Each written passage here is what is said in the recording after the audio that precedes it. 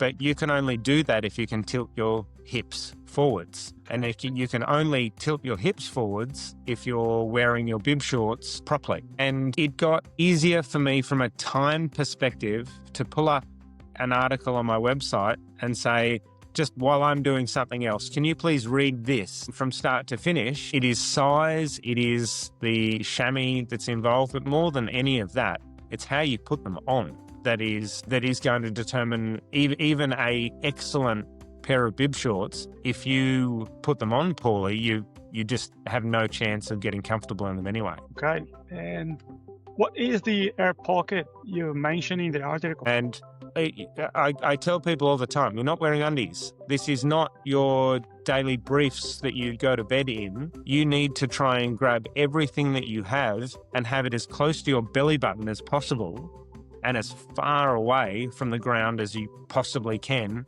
And then you need to pull your shorts up so that it stays there. Getting a size that is too big for them so that it's not sort of compressive enough to keep everything where it needs to go.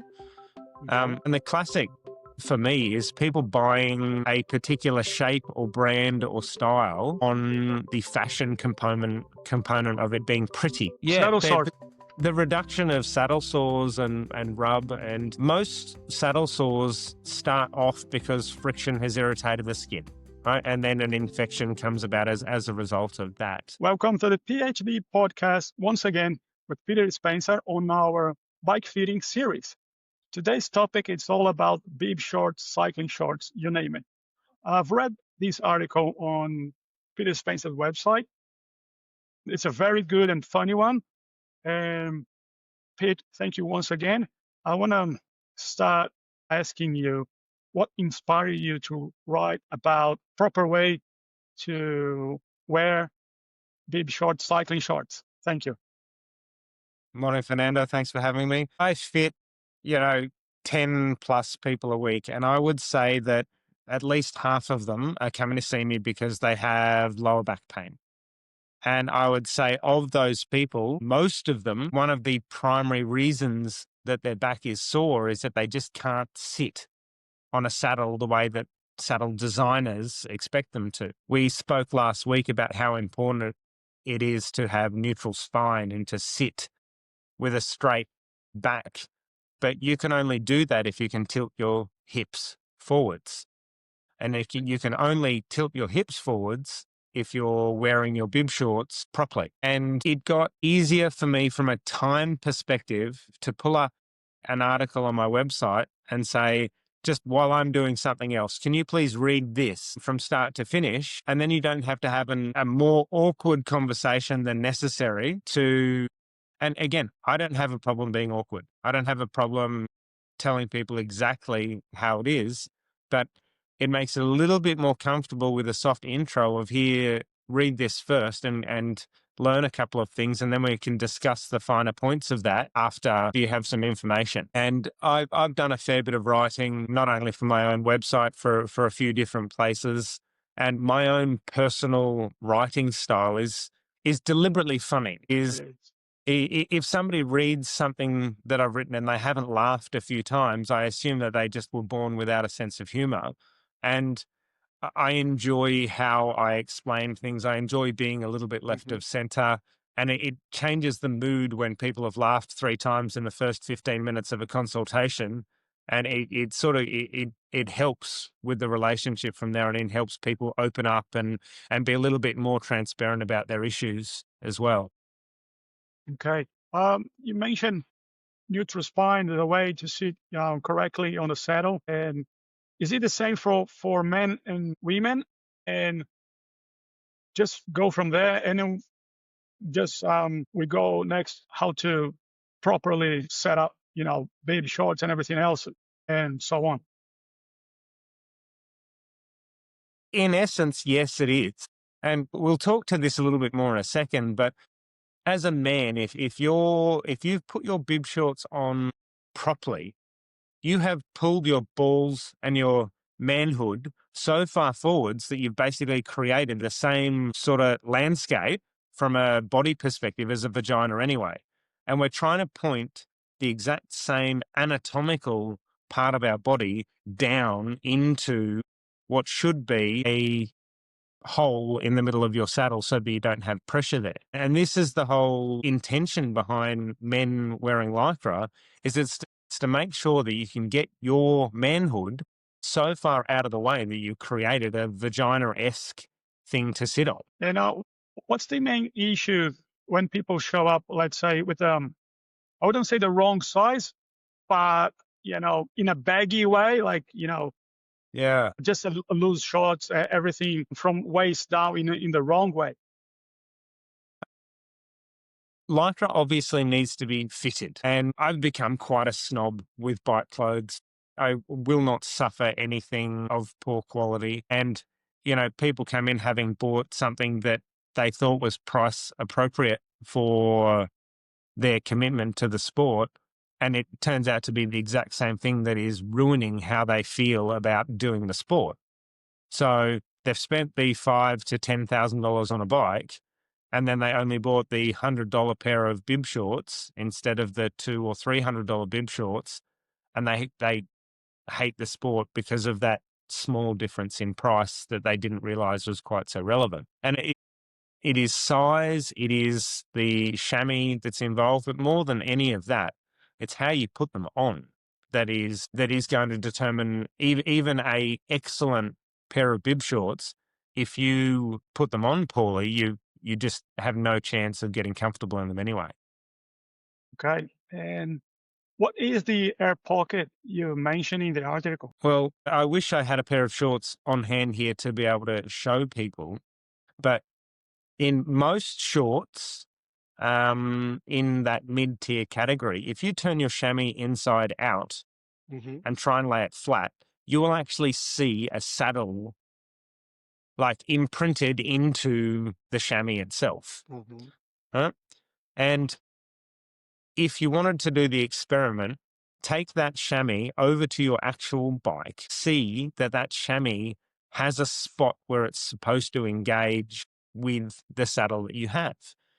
Um, and you'll see on the outside of that saddle imprint, there is a much thinner material that is no longer, that's on the edges of that is meant to then fold down the inside of your thigh on each side, super, super, super close, exactly touching your skin. No air pocket, no nothing. It is all meant to be 100% skin contact. As soon as you have any gaps, any air gaps in there, all of that material is going to rub and roll and move around, and it's not going to keep everything out of the way. Hmm. And I tell people all the time, you're not wearing undies. This is not your daily briefs that you go to bed in. You need to try and grab everything that you have and have it as close to your belly button as possible and as far away from the ground as you possibly can. And then you need to pull your shorts up so that it stays there. Okay, great. So the air pocket is, let's say, one mistake. What are the other, let's say, mistakes people still are doing when trying? Actually, when they're trying new bib shorts and after buying them. Getting a size that is too big for them so that it's not sort of compressive enough to keep everything where it needs to go. Um, and the classic for me is people buying a particular shape or brand or style on the fashion component of it being pretty, instead of buying a significantly better quality bib short that may not be as pretty or may not have the design on it that it wants or the rest of it, and foregoing that quality component of something that is actually really, really well made. Something that I've learnt over my time wearing gear is that brands that are really, really good, their bib shorts normally only come in black, Yeah. because you can manufacture lycra in, if it's a fully printable item, generally it's a lesser quality lycra in its own right to be able to use. I exclusively use ASOS and have done for years. Every now and again I stray and I try another brand, and it frankly ends up at the bottom of the drawer quite quickly because their actual lycra is so much better than the alternatives. Back in the day, I remember we used to count panels. Yeah, four Yes. panels, six panels. Yeah. And nowadays, what's the main difference? Like not only in the fabric, but the pad and seams. Like they're much better now. Well, the manufacturing processes, and I'm not a textiles expert, but you can see by the construction that they can now make much better formed shapes with the machinery that they're manufacturing the clothing in. Um, and it's incredible. The only thing I can compare it to is I watched athletic socks being made one day, cycling socks, and the machine curled the heel and everything in it, and it all came out having been made in the shape that you wear it. And our cycling clothes nowadays are also made in the shape that you wear it. Classic example, I have a skin suit that I cannot stand up straight in. It is just horribly uncomfortable. It's But not made for that. Yeah. soon as I'm down in a time trial position, it is magnificent. It is the absolute best skin suit I've ever worn. And Yeah. I suppose it's the manufacturing, the cut, the intention behind it. Then it's not a seamstress that normally makes shirt for a living that's designing these clothes anymore. It's people who are specific to the bike industry that understand that we are bent over at 45 degrees or more when we wear our clothes. And the contact point between our legs is going to be X when we wear it. So that's where the chamois needs to be developed to have the best shape to work with what we're doing. If you're sitting, let's say, correctly, because you're wearing your bib shorts in the perfect way, that also means your sit bones are probably touching the widest and the thickest part of the padding, right? Well, whether it's the widest or the thickest or whatever, but it is the most specifically designed point for you to be taking that pressure. And depending on what, now there's shorts with gravel chamois in them and mountain biking chamois and road chamois and time trialing chamois. And all of those things have a different level of density, but it is still specifically designed for that to be your point of engagement with the saddle. And if you have not pulled your chamois right hard up underneath your legs, you don't have that point in the right spot anymore to engage. You've mentioned ASUS as a top quality brand, not only um, you know fabric, but also padding.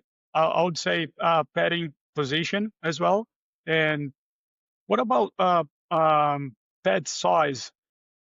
There are a few, and that's for the majority of our listeners. There are not few, but a lot of manufacturers, they don't change much the padding size. Let's say they have from extra small to double extra large, and they have only three, and people don't pay attention of like if this size, you probably need a different size of padding, right? So the top brands change that cut for each different size, but there are so few manufacturers that actually make the chamois. Uh, if I was a clothing manufacturer, I'm buying my chamois from one of, I think, only two manufacturers, and they just don't offer all the sizes because it's basically a printed product.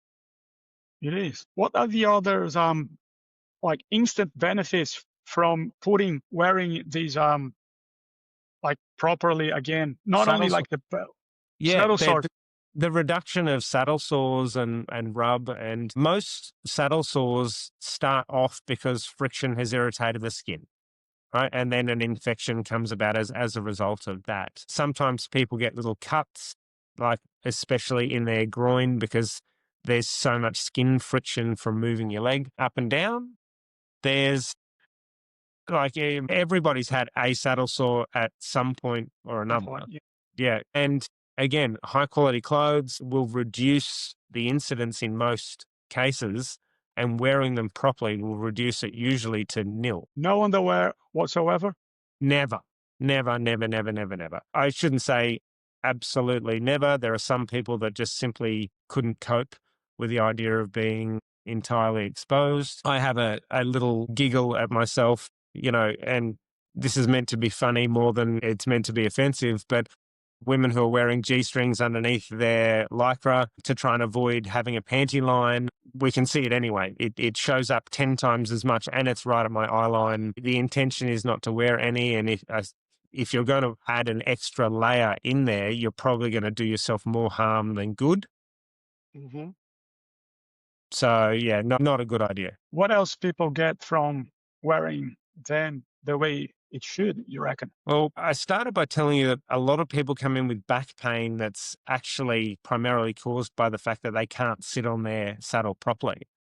But once it Really? is that they can sit on their saddle properly, there is Hmm. normally an actual performance advantage that comes from all the rest of it. Another thing that comes about from being able to sit on the saddle properly, where these same people who've got all of this incredible saddle discomfort, they've normally bought 10 saddles to try and find a saddle that works for them. And the whole time it was the fact that they were wearing shit clothing on their Hmm. way through. So it's, It gets yeah. that bad? Yeah. Yeah, well, people think that they're meant to be able to sit on a saddle completely pain-free. That's a little bit unrealistic at the best of times. Saddles, they're still not exactly going to feel like a cloud. You get completely used to it, no fay, with the one that you're on, and hopefully in the best case scenario, it gives you no issues no matter how much you ride it. Good clothes, and then engaging with that saddle the way that the saddle manufacturer intended you to is going to increase your comfort on every single saddle on the market. Buying another saddle and sitting on it poorly as well isn't going to change how you feel about that saddle. What else would you say? We covered until now how properly fit them before, in the moment, you know, when the people are buying, when they're going probably out for their first rides, probably mid ride as well, because you get sweaty, probably they move around. What else? Yeah. Well, if you stop for a piss and you need to take your shorts off, make sure you put them back on exactly as you need to. It'll be harder because you're sticky and you're sweaty, and you're going to have to negotiate and bend and stretch and make sure that everything gets in the right nooks and crannies, and make sure everything's pulled up really tight. But it's one of those things that, as soon as you've unsettled like your shorts, you need to make sure that you put them back exactly where they need to go, not close. Okay, great. Um, what else you reckon we need to cover on this topic? Well, we've talked a few times around the idea that, men need to make sure it's really well fitted to keep their, tackle out of the way. Um, this is even more important for women than it is men. I can tell you here in Australia, most women wear tights on a daily basis from somebody like Hmm. Lorna Jane or Loose Kid or whoever. And in order to avoid having a camel toe or, really highlighting, their vagina, they make it a really smooth shape between their legs and have that little air pocket there so that they look like a perfect airbrushed model. And then when they go to put their bike shorts on, they basically do the same to make sure that it all looks nice and smooth and curvy. You have that much chamois there. You are never going to give yourself a camel toe. Wear your lycra properly and put it hard, hard, hard up against your skin, and your body will thank you for it. And speaking about leggings, some people never try cycling shorts before. They're not the same, right? Nowhere near the same. They're a completely different product. It's like wearing dress pants compared to jeans. They're just not the same thing. If you have never worn them before, I mean, people get very self-conscious, especially if they've never worn any lycra for anything before. If it's your first time delving into the sport, and somebody tells you you're not supposed to wear underwear, the first thing you think is this person, making a joke out of me? Surely you're meant to wear underwear underneath. No, no, you're not. There's no joke in this. And you actually look like more of a loser if you're wearing underwear, because everybody can see it anyway. But it is certainly a different feeling wearing lycra for the first time and feeling so exposed, like everybody can see right through you. All I can do is encourage people to read what I wrote, take as much from it as they possibly can. Feel free to reach out to me, and I'm happy to have a chat to them and just say, this isn't a joke. I've had clients who have gone and got shorts, put it on, and then sent me photos of, am I wearing them right? Happy to go, well, you're 95% of the way there. And Yeah, great. I have considered, you know, literally filming myself, from the putting on stage. Here's the things that I do to put it on, but I really don't think that the community guideline standards would would appreciate me being quite that graphic about it. But it is something that I get to do here in studio, is basically quite directly tell them, you need to lift your leg up here, you need to pull this part over here, you need to shake that over there. And I will judge people more poorly for not putting that effort in to get it right than what I will somebody who's trying extra hard to make sure that they learn this really, really basic thing Mhm. properly. Yeah, people overlook that, and it's very basic. And I hope from today, and you people, listeners, viewers, you can uh, email Pete down below. Do we need to cover anything else on this topic, do you reckon, Pete? Not without potentially breaching community guidelines and going through exactly how you're supposed to do it. Please leave a link to the article where all of this is explained in reasonable detail, and hopefully people can get a lot out of this at the same time. And I suppose that the next time we do an article, we need to talk more about what neutral spine is and what that looks like, so that now that they're wearing their shorts right, they've got to do the second part of that to take their other, contributing issues away. But that would be the number one thing, that if you're not wearing your shorts right, no matter how well you try and sit, it's still going to be uncomfortable. And then once we figure out how neutral spine works, we can then discuss the idea of saddle joints. Perfect. Thank you so much once again. And I guess we covered everything so far on bib shorts. Again, if listeners, viewers, you do have any questions, just leave a comment down below. Email Peter Spencer. I'll leave his email also in the comments. And yeah, thanks a lot, Pete. Appreciate your time again. And see you soon. See you in a week. Bye bye. See ya. So yeah, thanks for having me. Thanks.